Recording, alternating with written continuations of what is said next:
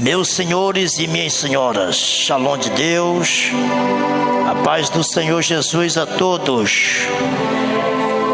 Esse amém foi para o Luiz Carlos. Eu quero um amém bem forte para Jesus. Ele sempre tem que ser honrado, né? Ou para mim foi fraquinho, para ele tem que ser forte. Abaixa um pouquinho fundo.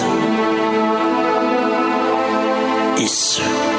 Queridos, quero ser breve em minhas palavras e quero nessa noite vos saudar a todos com a paz do Senhor Jesus. Convido a todos que fiquem sobre seus pés e abra sua Bíblia Sagrada no livro de Atos dos Apóstolos, livro de Atos, capítulo de número 12. Livro de Atos. Enquanto você localiza o texto, eu quero expressar as minhas gratidões, primeiramente a Deus, por ter concedido a oportunidade de nós estarmos aqui. Livramentos, ursos e leões, gigantes nós matamos no caminho para chegarmos até aqui. Quero louvar a Deus pela vida. Vem aqui na frente, pastor Cirlei de Jesus, o nosso coordenador geral do estado do Pará. Formamos uma diretoria e ele foi possado coordenador geral do estado do Pará. Pastor Cirlei de Jesus está de parabéns por ter realizado este grande evento. E também em terceiro lugar, quero louvar a Deus. Quero louvar a Deus pela vida do pastor Ribamar e pela vida da sua esposa e toda a sua família, por ter abrido as portas para o Evangelho entrar e motivar muitas almas para chegar ao reino de Deus. E também a todos os cooperadores, todos que aqui estão à nossa retaguarda, porque se não fosse vocês abaixo de Deus, esse congresso não estava acontecendo. Então, por esse motivo, sou grato a Deus. Louvo a Deus pela vida do evangelista Valdir Almeida, que tem nos acompanhado, tem se esforçado e tem sido uma ponte para que esse congresso também viesse a acontecer através das suas orações. E em breve, pastor, vai entrando dentro da nossa diretoria. Já estamos orando e ele vai ser canal de bênção. Louvar a Deus pela vida do nosso amigo particular, esse homem de Deus que desempenhou, e Deus fez um reboliço. Eu vendi meu carro numa semana pensando que compraria com 3 dias e não consegui comprar. E ele nem imaginaria que ele estava aqui conosco. Ele disse: pastor, tem uma L200 ali, ela serve para nós ir lá? Eu falei: meu amigo, está de bicicleta, nós vamos. Então, meu amigo particular, cantor e profeta, fica de pé aqui para o pessoal ver essa beleza sua. Só a carequinha dele, que é bonitinho, né, irmãos? Pensa no homem de Deus, humilde. É isso que está sendo. A gente considera ele, irmão, lá em Paraíso, como cantor Bida, bota de fogo, viu? Você vê ele assim, ó, isso aí é humilde. Você é empresário, vende carro, compra carro, tem casa, tem terra, tem gado. Se fosse um crente cheio de chacoalhar, nem aqui estava, né? Vou nada, irmão. E onde é que tu está dormindo conosco? Numa redezinha, né? Foi cedida a casa, nós estamos ali. Levanta a sua mão, deixa eu profetizar na tua vida. Deus vai fazer a roda girar na tua vida financeira. Deus vai fazer a roda girar na vida financeira, porque dentro do teu coração nasceu uma chama, e essa chama, ela não se apagará, e através das tuas mãos Deus vai usar ela para abençoar muitas vidas na face dessa terra. Toma de posse, querido. Agora eu só tenho 5 minutos para pregar. É baterista, tocador, é cortador de cabelo, vende carro, compra carro, profetiza, canta, prega nos presídios. O homem é benção, viu? Mas também Deus tirou ele do lixão, né? Era mendigo, né? Tá aí, por isso que é humilde. Queridos, quem encontrou o texto sagrado, quero também aqui, irmãos, meu amigo pastor Diego. que é o nosso câmera particular. Esse aqui que é interessante. Ele é câmera, ele filma, ele prega, ele canta, ainda tira oferta, viu? Quero mandar um abraço para o meu pastor presidente, pastor Evangelino, do campo de Paraíso do Tocantins, e minha esposa e minha família que vai nos assistir ainda amanhã, tá bom? Atos capítulo 12, versículo de número 5. Pedro, pois era guardado na prisão, mas a igreja fazia e continuava a oração pela vida de Pedro. E quando Herodes estava para fazer aparecer na mesma noite, estava Pedro dormindo entre dois soldados ligados com as suas candeias, e os guardas diante da porta vos guardava.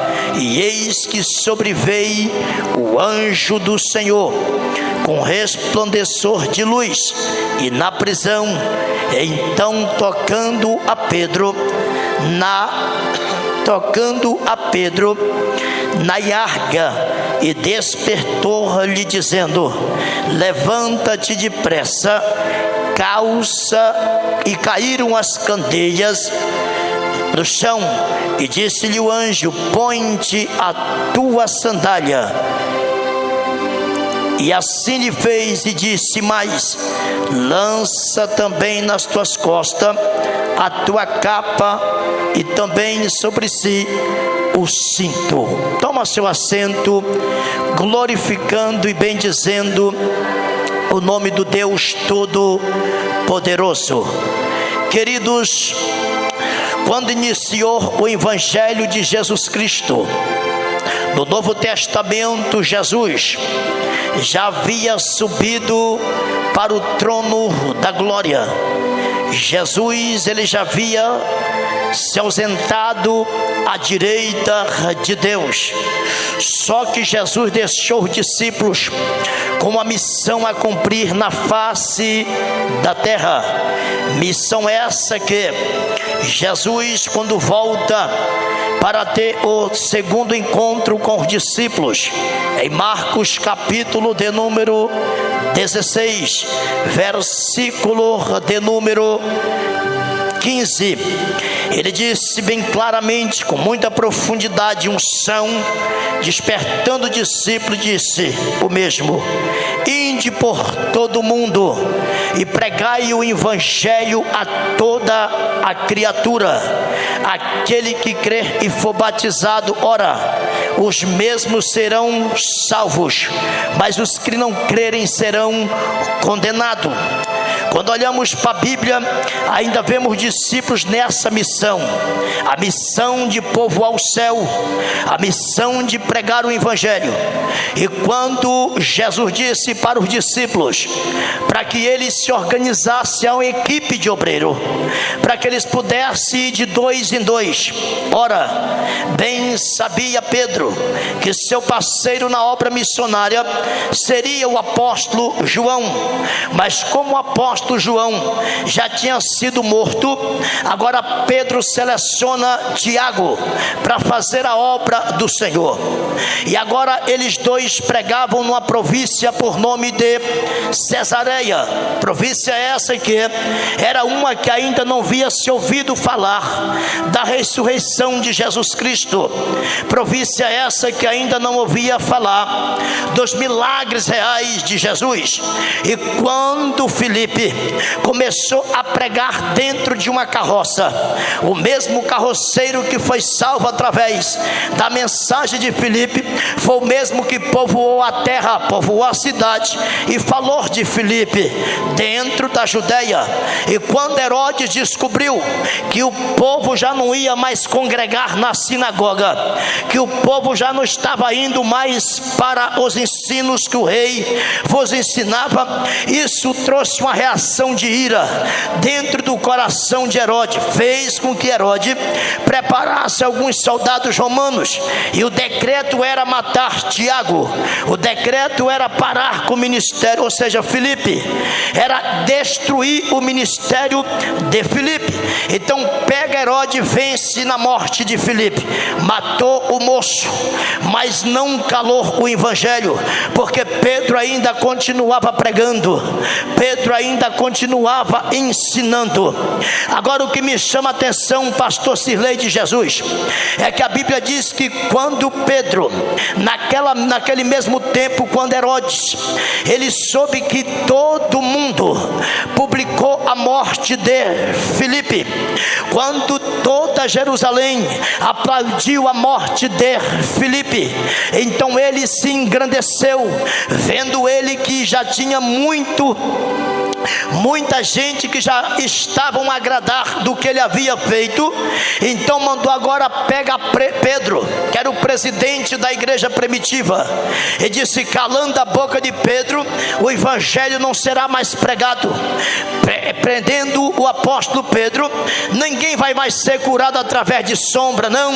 Ninguém vai ser mais restituído através de porta de templo, não. Pegaram Pedro e jogaram dentro do cárcere, pegaram Pedro e amarraram, prenderam dentro da prisão. Mas diz a Bíblia que quando a igreja, que ainda não havia fechado-se as portas, porque naquela época, pastor, quando começaram a matar os profetas, matar os discípulos de Jesus, pastor Cirlei, as igrejas fecharam as portas, as casas ninguém mais tributava e nem cantava hino da harpa, porque tinha medo da presença de Herodes. Só que lá na rua direita, na casa de Judas, do lado esquerdo, havia uma mulher por nome de Maria, a mãe de João Marcos. Ela convoca toda a congregação para orar pela vida de Pedro. A Bíblia diz que eles oravam enquanto Pedro estava preso. A Bíblia diz que eles continuavam em oração pela vida de Pedro, e Pedro estava trancado dentro da prisão. Entenda uma coisa: enquanto Pedro estava trancado, Herodes publicou nas ruas de Jerusalém: amanhã temos o presidente falido, amanhã temos um presidente que vai morrer, vamos calar a boca do evangelho. Só que Herodes não sabia que lá na casa de Maria, mãe de Marco, tinha crente, tinha a irmã do círculo de oração que orava. Lá na casa de Maria, mãe de Marco, tinha crente que jejuava, e elas começaram a clamar e orar. Eu creio, pastor, que a oração que clamava era essa: Deus, liberta o nosso pastor presidente, porque nós estamos sentindo falta da escola bíblica dominical. Liberta o nosso pastor presidente, porque estamos sentindo falta do seu discipulado. Oh Senhor, liberta o nosso pastor Pedro, porque ele precisa estar aqui para pregar o evangelho. A Bíblia diz que perto da meia-noite, eu creio, pastor, que Maria, mãe de Marco, estava em constante oração. Diz a Bíblia que quando estava perto de Herodes apresentar Pedro diante da praça para envergonhar o ministério que Deus tinha dado a Pedro, a Bíblia diz que o anjo desce dentro do cárcere, e quando o anjo desce dentro do cárcere, estava Pedro guardado, e estava dois soldados com as candeias ligadas, um à direita e o outro também à esquerda. O anjo desce, e quando o anjo aparece perante a Pedro, diz a Bíblia que o resplendor do anjo, a luz que estava com o anjo era mais clara do que a candeia que estava iluminando a Pedro. E o anjo disse: Pedro, levanta-te, homem, pega sobre ti o teu cinto, agora pega-te e calça a tua sandália, e pega também agora, Pedro, a tua capa, e levanta e me segue. A primeira revelação que eu tenho nessa noite, essa revelação não tem no YouTube, essa revelação, meu querido, não tem no Google, só tem para quem tem joelho calaciado na oração. Sabe o que eu aprendo, pastor?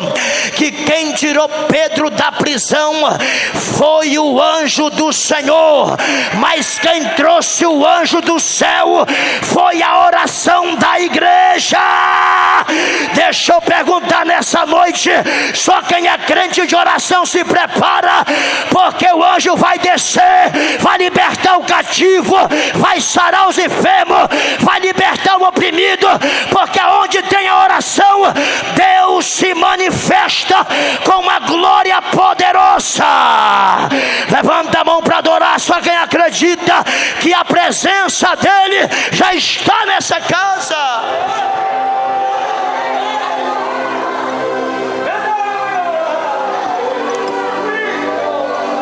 O tema dessa mensagem, com esses 15 minutos, as 3 autoridades que Herodes tirou de Pedro. Quando o anjo disse: Pedro, coloca sobre ti o cinto. E o anjo repetiu dizendo: Pedro, calça os teus pés com as percadas.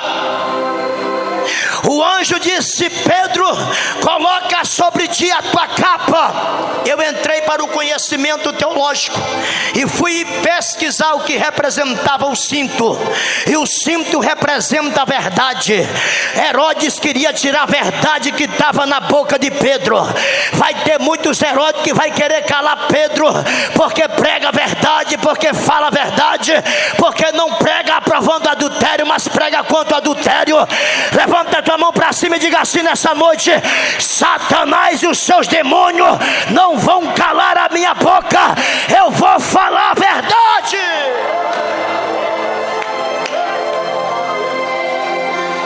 Eu pesquisei sobre a sandália. A sandália representa a chamada do evangelho missionário. Fui lá para Efésios capítulo 6, versículo de número 14, aonde o próprio Paulo, quando enviou a carta à igreja de Efésio, ele disse: e que todos estejam com os pés calçados na sandália, que é a preparação do evangelho da paz. O evangelho da paz representa a chamada missionária. Tentaram tirar de Pedro a chamada missionária. Quantas pessoas, pastor Cirlei de Jesus, não já tentou tirar a sandália dos teus pés para você não prosseguir em frente? Mas enquanto tiver oração, o anjo desce e coloca de pé nos teus pés, só para te levar aonde ele quer. O anjo disse: agora pega também, Pedro, a capa, coloca sobre ti, Pedro. Aí eu estudei sobre capa. Quem foi que usou a capa? Quem estava dentro de Jericó com a capa? Quem era humilhado debaixo de uma capa? Alassai, bicandaraia. Quem estava sendo humilhado debaixo de uma capa?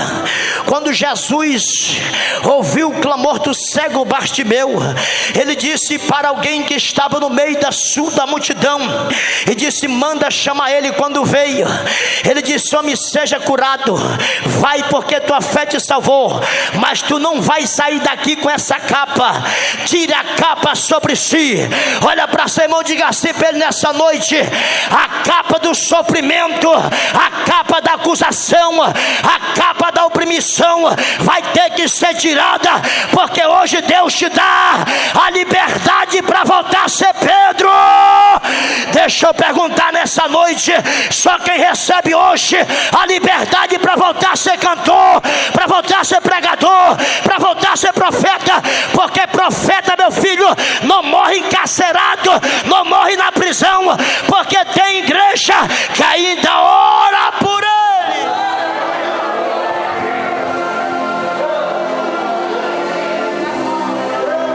São 3 coisas que o diabo quer tirar de nós. A primeira, a verdade. Porque ele sabe que quem não fala a verdade fala mentira, e quem fala mentira se torna-se adotado pelo diabo.